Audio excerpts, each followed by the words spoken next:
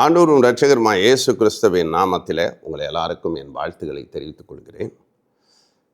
ஏசாயா 55 அதிகாரம் 9வது வசனத்தில், பூமியை பார்க்கிலும் வானங்கள் எப்படி உயர்ந்திருக்கிறதோ அப்படியே உங்கள் வழிகளை பார்க்கிலும் என் வழிகளும், உங்கள் நினைவுகளை பார்க்கிலும் என் நினைவுகளும் உயர்ந்திருக்கிறது.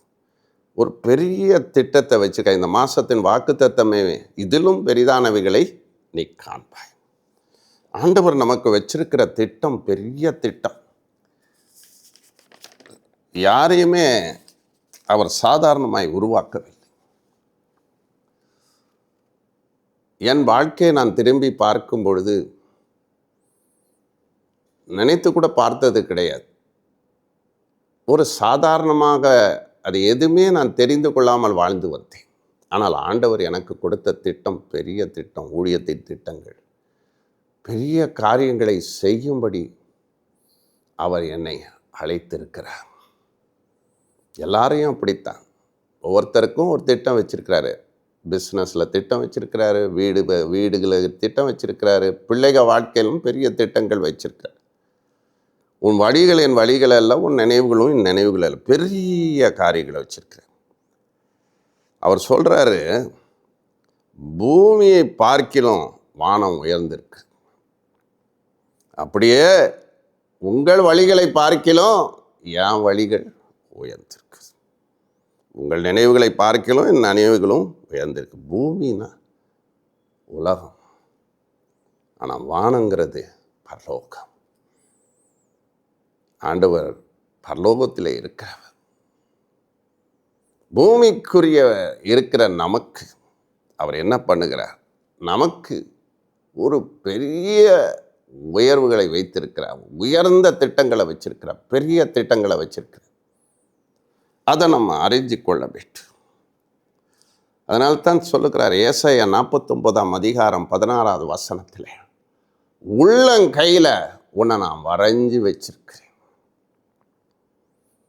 மேப்பை வச்சிருக்கிறேன், உன்னை குறித்து ஒரு பெரிய வரைபடம் வச்சிருக்கிறார். அது சாதாரண திட்டம் அல்ல, உள்ளங்கையில் வரைஞ்சி வச்சிருக்கிறார்.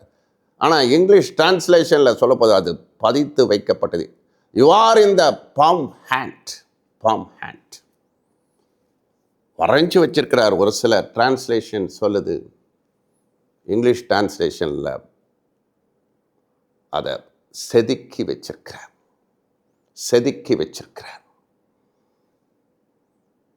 சில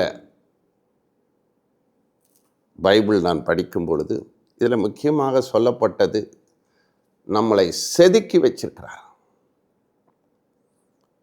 முத்திரை வைத்திருக்கிறார். அப்போஸ்தலர் நடபடிகள் 9ஆம் அதிகாரம் 15லிருந்து 16 வசனத்தை நீங்கள் வாசிக்கும் போது,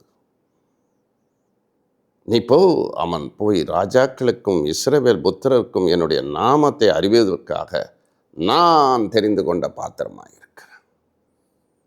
அனனியா என்ற ஒரு தேவ மனுஷருக்கு பவுலை குறித்த திட்டத்தை சொல்கிறார். பவுல் சவுலாய் இருந்தார். தேவனுடைய சபைகளை எல்லாம் கொடுமைப்படுத்தி அழித்து போட்டார், துன்மார்க்கனாய் வாழ்ந்தார். அப்பொழுது அப்போஸ்தலர் நடபடிகள் 9ஆம் அதிகாரத்திலே 3வது வசனத்திலே, வானத்திலிருந்து சடிதியாய் ஒரு ஒளி பிரகாசித்தது. பயங்கரமான ஒரு துன்மார்க்கன் கிறிஸ்தவ சபைகளை எல்லாம் அழிக்கும்படி அவன் இருந்தான். துன்மார்க்கன் அழித்து போட்டான், கிறிஸ்தவர்களை எல்லாம் கொடுமைப்படுத்தினான். அப்படிப்பட்ட சவுல் வாழ்க்கையில் தேவன் தோன்றினான். கேட்கிற வெளிச்சம் பிரகாசிக்குது. ஒரு பெரிய ஒரு எதிர்காலத்தை சவுலுக்கு வச்சிருக்கிறார். அது வரைக்கும் தெரியல. பெரிய ஒரு அப்போஸ்தலனாகிய ஒரு திட்டம் வச்சிருக்கிறார் ஆண்டவர். அது வரைக்கும் அவருக்கு இருக்கிற அந்த அழைப்பு தெரியல. தேவன் கொடுத்த திட்டத்தை அதன் பிறகு அறிந்தார். ஒரு பிரகாசமான எதிர்காலம், அதனால தான் வெளிச்சம், ஒரு பெரிய மகிமையான ஊழியம் ஆண்டவர் கொடுத்தார். பெரிய ஒரு மகிமையான ஊழியத்தை கொடுத்தார். அவனுக்கு பெரிய திட்டம், ஒரு பெரிய திட்டத்தை அவருக்கு வைத்திருந்தார். அவர் கேட்கிறார், நீர் யார்? நீங்க யார்? உங்க நாமத்தை கேட்கிறார், ஆண்டவருடைய நாமத்தை. அப்பதான், நீ துன்பப்படுத்துகிற இயேசு நானே. அவருடைய வாழ்க்கை திரும்பியது. நான் என்ன செய்ய சித்தமாக இருக்கிறீர் என்று தனியே ஒப்பு கொடுக்கிறார். இன்றைக்கும் நமக்கும் பல திட்டங்கள் தெரிவதில்லை. தேவன் கொடுக்கிற தரிசனம் என்ன? திட்டம்தான். அந்த விஷனை தெரிந்து கொள்ளுங்க. தேவனுடைய அழைப்பு பெருசு, நமக்கு வச்சிருக்க திட்டம் பெருசு. ஜெபம் பண்ணும்போது, ஆண்டவர் எனக்கு என்ன திட்டம் வைத்திருக்கிறார், நான் என்ன செய்ய சித்தமாக இருக்கிறேன் என்று அர்ப்பணித்தார். அனனியா என்ற தேவ மனிதன் மூலமாக பவுலை குறித்து பேசினார், அவருடைய ஊழியத்தை பற்றி பேசினார். ராஜாக்களுக்கும் இஸ்ரவேல் புத்திரருக்கும் என் நாமத்தை அறிவிப்பதற்காக நான் தெரிந்து கொண்ட பாத்திரன். உருவாக்கினார், வல்லமை உள்ள அப்போஸ்தலராய் மாற்றினார். பவுலின் மூலமாய் சபைகள் எழும்பியது, ஆத்துமாக்கள் ரட்சிக்கப்பட்டார்கள். எத்தனையோ பேருடைய ஆவிக்குரிய கண்கள் திறந்தது.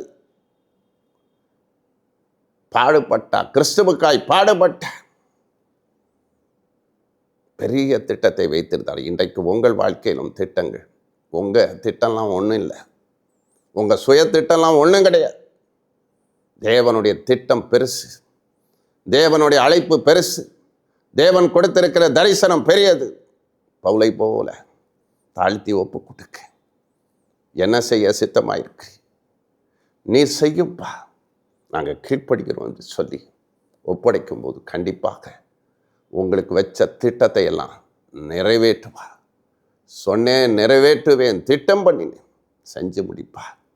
சாதாரண திட்டம் இல்லை, உங்களுக்கு இன்னும் வச்சிருக்கிற பெரிய திட்டம், பெரிதான காரியங்களை நீங்கள் பார்ப்பீங்க.